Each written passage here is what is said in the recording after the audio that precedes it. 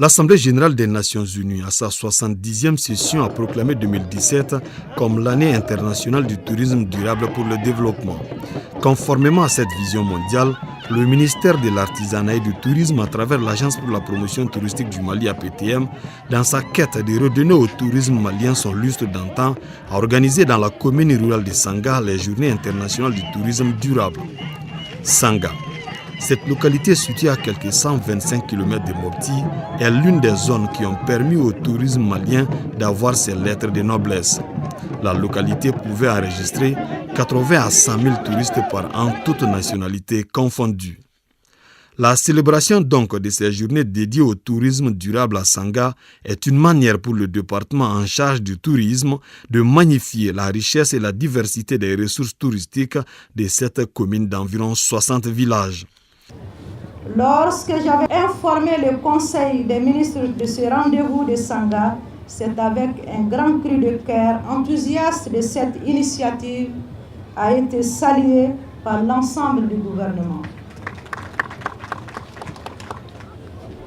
La commune touristique de Sanga et les autres pôles d'excellence de notre tourisme ont subi les pires conséquences de l'arrêt de l'activité touristique. Mesdames et messieurs, le choix de la commune de Sanga pour l'organisation des journées du tourisme durable n'est pas fortuit. Il s'agit d'abord de marquer la solidarité du gouvernement envers des populations si profondément éprouvées. C'est aussi par ailleurs une façon de marquer notre refus de la fatalité et de l'attentisme. Le pari est gagné puisque la ministre Nina Wallet Intalou a bénéficié d'une forte solidarité gouvernementale, car accompagnée des ministres en charge des droits de l'homme, celui de la promotion de la femme, de l'enfant et de la famille, des chefs de cabinet de la première dame, du ministre de la culture et du ministre en charge de la décentralisation. Ils ont assisté dans la quiétude totale aux danses des masques Dogon, des voleurs rituels. Bref, plusieurs pans de la culture Dogon ont été dévoilés aux visiteurs. Mais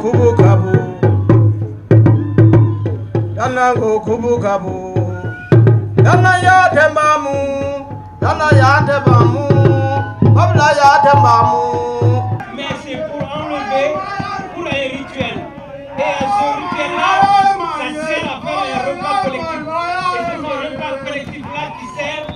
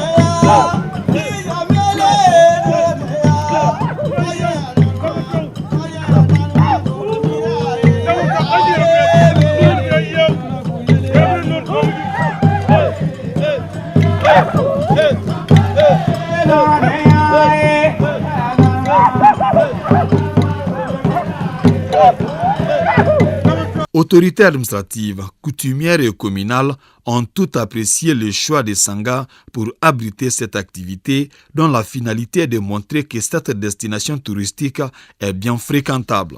Nous sommes très heureux de vous recevoir aujourd'hui parmi nous à Sanga, la cité de l'esthétique, qui était avant la crise la commune touristique la plus visitée du Mali, grâce à son riche patrimoine culturel et naturel.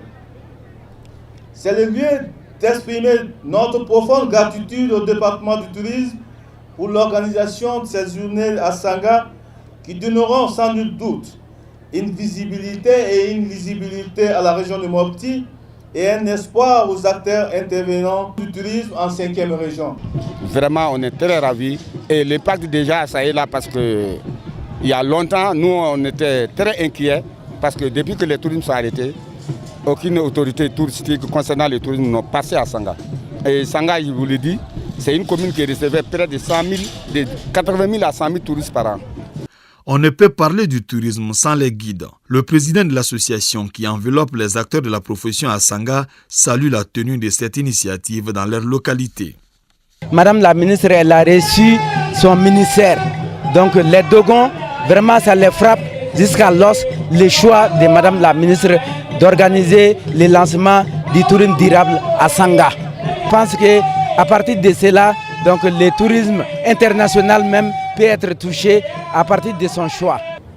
En vue de la relance imminente d'un tourisme durable et responsable en période post-crise, le gouvernement du Mali, à travers le ministère de l'Artisanat et du Tourisme, est en train de prendre des initiatives salvatrices telles qu'entre autres l'organisation prochaine d'un atelier national d'échange et de concertation sur les stratégies de relance de l'activité touristique, le développement et la promotion du tourisme interne, entre autres le tourisme scolaire et universitaire, en plus de cela le tourisme intérieur. Autre temps fort de ces journées du tourisme durable fut la remise de 3 chèques d'une valeur de 300 000 francs CFA chacun à certaines associations de la place et un chèque d'1 million de francs CFA plus 10 tonnes de riz à la mairie de Sanga. En fait, les différents appuis que nous avons faits aux associations et à la mairie de Sanga, en fait, sont des appuis symboliques pour encourager un peu ces opérateurs et également les autorités locales. Et c'est une occasion également de leur montrer que l'administration du tourisme ne les a pas oubliés en dépit de la crise. Et c'est vraiment pour qu'ils puissent financer certaines de leurs activités et qu'ils se préparent pour une relance de ce secteur. Malgré l'arrêt des activités touristiques qui sont présentement en voie de redémarrage, le savoir-faire artisanal de la localité est intact. Le ministre Nina Wallet Intalou et sa suite ont fait le constat.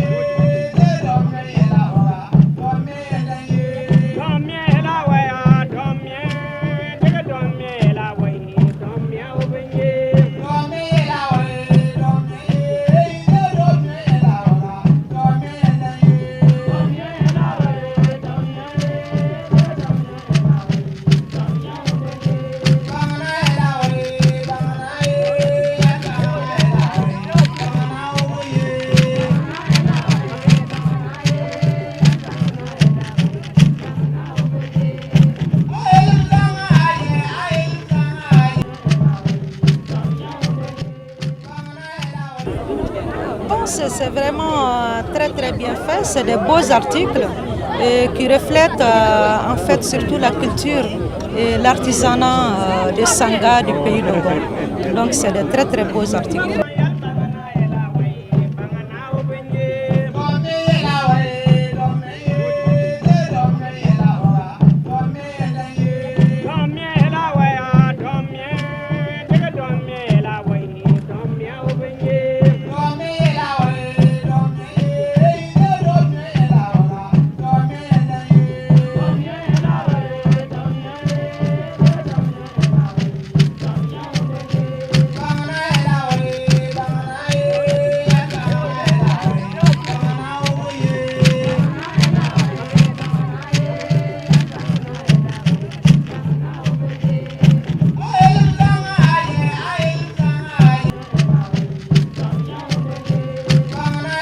Le séjour de Sanga a été mis à profit pour visiter les merveilles qu'offre cette localité aux visiteurs.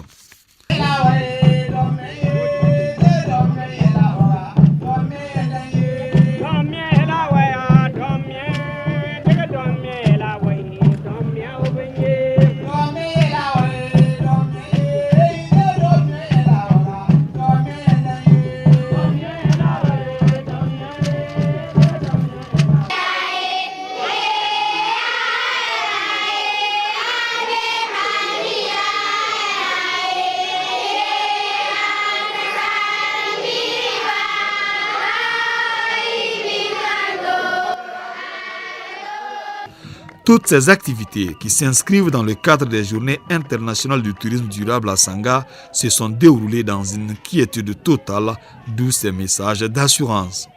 Tout s'est très bien passé et la population est très impliquée pour assister les visiteurs dans la visite des sites touristiques. Tout s'est très bien passé, les sites sont accessibles et il n'y a pas eu d'incident. Pour ce que j'ai vu, on a un très beau pays. Tous ceux qui veulent venir au Mali, que le Mali est un pays fréquentable, un très beau pays avec une diversité extraordinaire. L'histoire retiendra que les festivités des journées du tourisme durable tenues à Sanga les 21 et 22 juillet ont pris fin par une conférence débat et des plantations d'arbres dans la cour de la mairie de Sanga.